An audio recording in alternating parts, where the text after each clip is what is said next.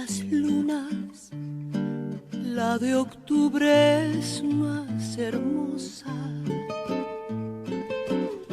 porque en ella se refleja la quietud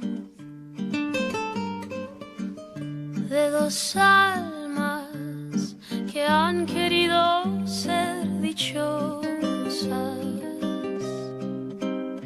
al arrullo de su plena juventud. Corazón que ha sentido el calor de una linda mujer en las noches de octubre. Corazón que ha sabido sufrir y ha sabido querer, desafiando el dolor. Hoy que empieza la vida tan solo al pensar que tu amor se descubre.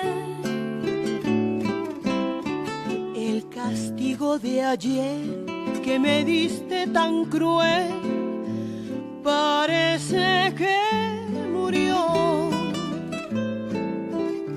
Si me voy, no perturbes jamás la risueña ilusión de mis sueños dorados. Si me voy,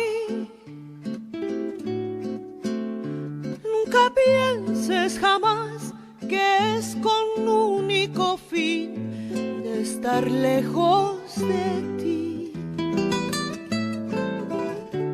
Viviré con la eterna pasión que sentí